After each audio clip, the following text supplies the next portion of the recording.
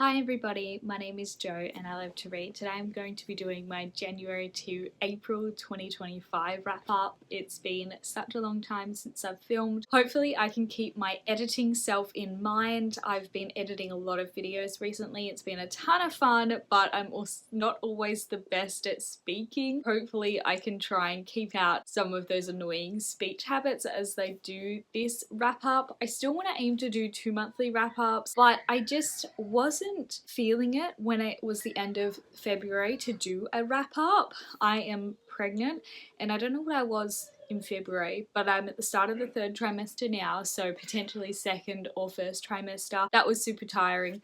Possibly that's why I didn't feel like filming, but I might not have just been in the mood anyways. I'm hoping that you cannot hear the noises of my toddler running around with Daniel. We'll see in editing. Hopefully that's not there. The first book that I finished is Burned Alive by Soad. I think that's how you pronounce her name. I'm really sorry if it's not. This book is about a woman that was the victim of an honor killing, meaning that because she became pregnant out of wedlock, her brother-in-law lit her on fire and tried to burn her alive. She was rescued by an aid worker and was eventually allowed to be transferred to France, where she got full treatment and has lived out the rest of her life there.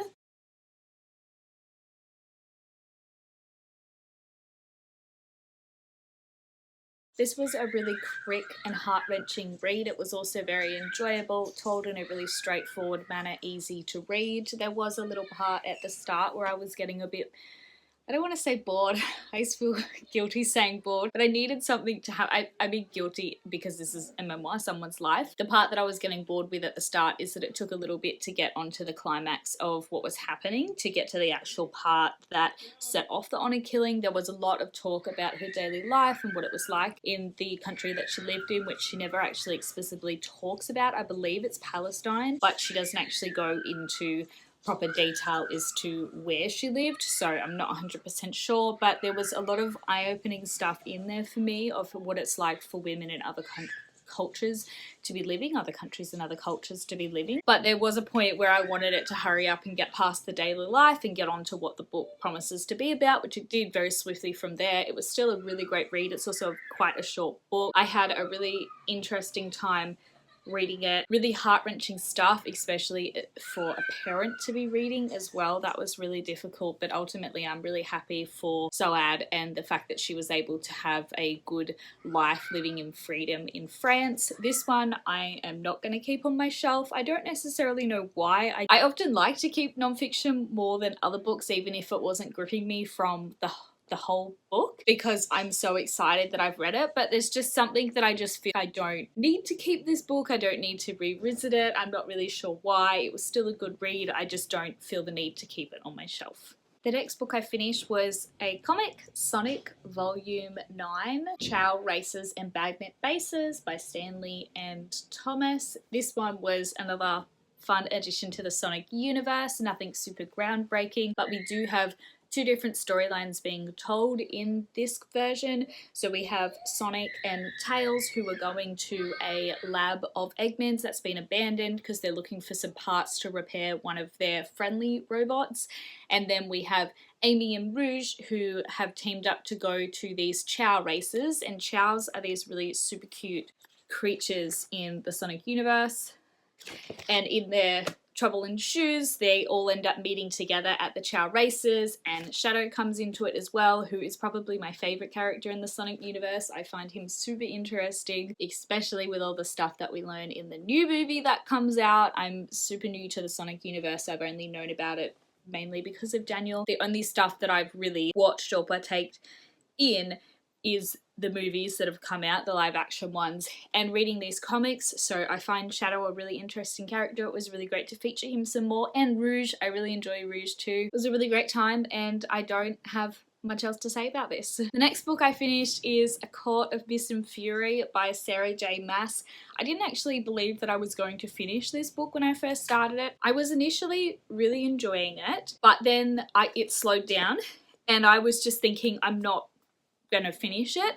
For me, as someone who is reading this series for the first time when it's already super popular, even though a lot of stuff is spoiled for the romance online, what I would say anybody thinking about reading this is that you've got to go into it thinking that it's going to be about Feyre. You have to be prepared to read a lot of stuff that is just about the development of the main character. Because of all the stuff online, I thought that it was going to be a super romance heavy series, and it does have romance in it that plays a super key role, but it's not every single chapter and every single scene. And I think that's the mistake that I was making, that I thought there was going to be a major romance focus, and it's just not, especially a book this big. It took a really long time for the romance stuff to come together. Now I'm going to talk in spoilers so that I can go into more detail about how I felt about part of this book and Feyre's development as a character and the romance. I have a creepy person looking at me. Daniel was looking through the blinds of this bedroom that I'm in. It's also has a curtain to the outside, and he just went and fed the dog, which we do out there, and then he's like peeking at me. So spoilers. I was really keen for the romance stuff to happen because this is the only reason that I'm reading this series, because of the romance. I don't care about the fairy plot, the High Baron wanting to take over plot. I couldn't give a shit about that. It's the romance that I'm reading it for. Feyre resists being with Rysand for a really long time in this book because she's worried about her image, and she's worried about how it seems as if being with Rysand so early on, in her opinion, makes it seem like she did not love Tamlin. And that was really understandable for me to read. Difficult because I'm in her head and I can feel how she feels and how regretful she is of the situation with Tamlin and how she wished that it could have worked out. And then it's like, it's a chonky book. It's been a long time. She's gone through a lot of things. It was time for her to feel ready to be with another person, but she holds back because she's worried about people's opinions and what it seems like. What frustrated me is the timing with that and the mating bond. It wasn't like she suddenly went, who cares, I'm going to be true to myself, I love Rysand, I'm going to be with him. She did that with the lust stuff, but not with the love stuff. And the only reason that she surrendered to her loving feelings is because she found out about the mating bond. And that really frustrated me because I wish that she had this realization without the mating bond, because it was almost like, oh, well, I have to because we're mates. It's the magic. We have to be together. No excuses now. And that was really frustrating to me because I wish she had have just learned that she can love who she loves and be true to herself, and it doesn't matter what other people think. So that was a bit frustrating. Ultimately though, glad that they're together. That was super fun, and now I'm really enjoying reading about a couple that's together and happy and in love. I'm gonna keep this one. I'm continuing on with the series. I almost straight away picked up the next book. I went to Big W, picked up the next one, ACOMAF. I am making my way through it, but right now I seem to be reading 50 billion different books in the one go, which has never happened to me. I'm reading about 6 at a time.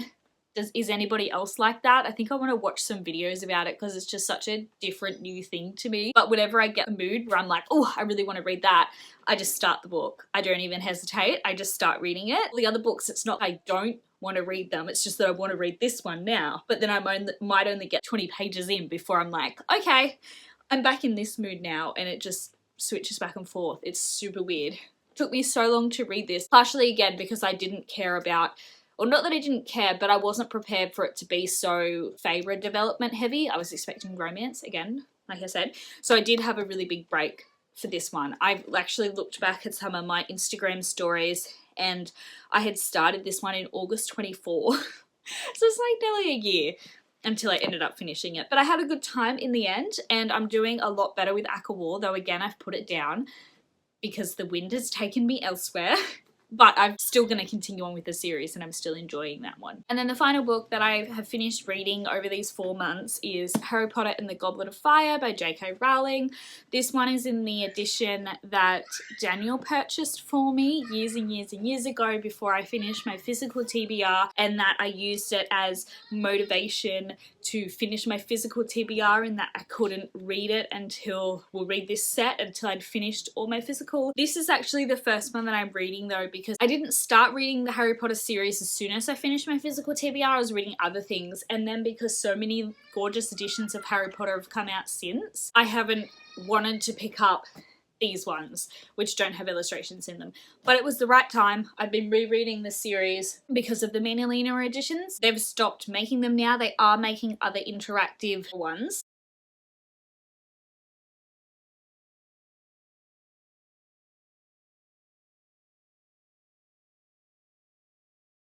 The fourth one I think isn't due out until October, and I've already started reading this one. This is another one that took me a really long time to read. I did get a little bit bored, probably because the movie goes into such detail with this one more than it does with other things, because this book is clearly split into lots of different clear sections where we're with the Dursleys, we're at the Quidditch World Cup, and then each of the challenges, the Twilight Wizard challenges. And so they're featured really prominently in the book, and there's not a lot of stuff in here that is not in the movies. Like, there still is, but not in bigger moments like there are in the rest of the series. So it was a bit slower for me. I did start it and then have massive break, and it was only because I was really wanting cozy feelings in this last month that I picked it up again, and then ended up having a really good time with it. I really enjoyed finishing it. I've also annotated this edition, blue highlighter and some gold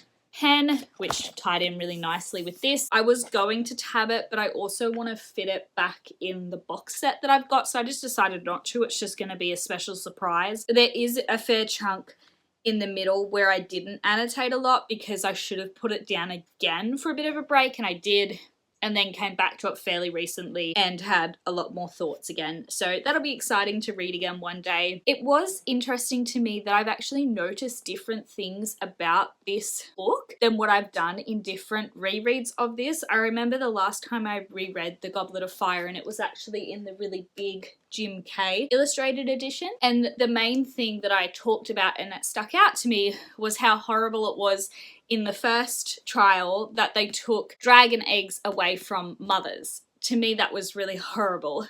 But what stood out for me this time, which I've never really noticed before, the second task, how Harry makes a mistake, that he's worried about leaving all of the people underwater because he doesn't believe that they're actually going to be safe if their champion doesn't rescue them. I really liked that because as soon as Harry comes up and he talks to Ron, and Ron's like, "Are you silly? Of course they wouldn't have left me below." And Hermione says the same thing, and he starts to feel incredibly stupid and that he's wrecked his chances, he's been really silly, and he just can't believe that he did that. And I really loved that that was put into the story. To me, it was so human, it was so relatable, and I also liked that for Harry, he's been in a lot of trials. At the end of every book prior to this, something has happened, and it has been life or death. So it is really realistic that that would have switched on for him under the water. And I also think that this probably struck a chord with me as well because I have gone through this training program at work recently and learnt that for me it's actually really hard to make mistakes, and that I find it really difficult to think about when I've made mistakes and the potential to make them, and just looking, not just mistakes, but just looking stupid in general. I hate the idea of looking stupid because I have had people in my life as I've developed as a teenager, young adult teenager, preteen, that have told me that I'm not as smart as some other family member, and basically that I just shouldn't dream for everything that I want to dream for because I'm just not that smart. And they pigeonholed me and put me in a box to the point that I literally can't believe that I have the job that I do today. If anybody would have told me that I was going to be an administration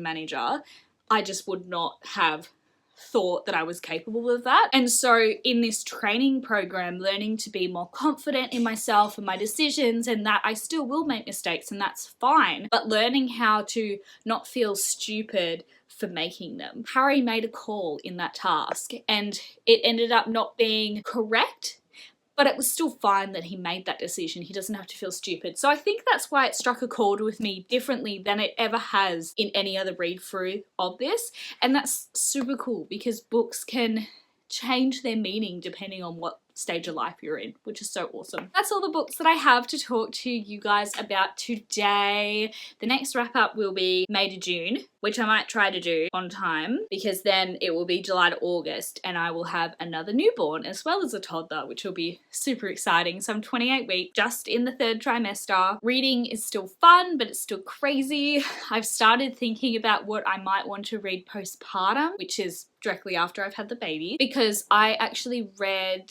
Assassin's Quest. Oh, sorry.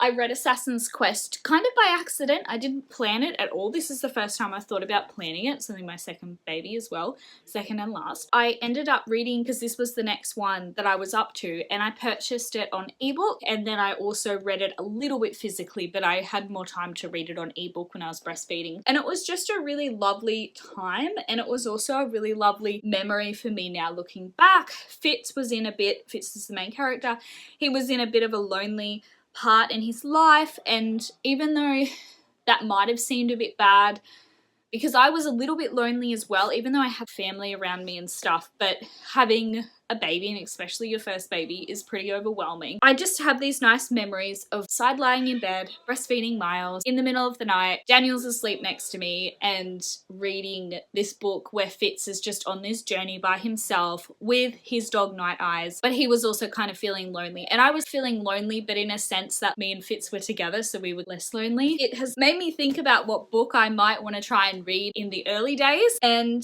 I've thought about Ship of Magic again, which is just hilarious to me because I have DNF'd that book I don't know how many times, but because it's on ebook, it keeps crawling itself back into my consciousness, and there's something about Ship of Magic and hospitals. I'm thinking I might read that, but that I may as well, if I'm not enjoying it, skip to the next Fitz trilogy, and hopefully I enjoy that. But I'm also a little bit scared because not enjoying Ship of Magic as much as I enjoyed the Farseer trilogy has frightened me a little bit, in terms of I don't want to not like Robin Hobb, but it's not as enjoyable as I thought it was going to be for the Ship of Magic series. Thank you guys so much for joining me for my January to April 25 wrap up. What have you guys been reading lately? What has been your favourite book this quarter? Comment down below. Please don't forget to like this video, and if you want to comment but you don't know what to say, then comment a blue emoji. Thank you so much, and I will talk to you guys next time. Bye!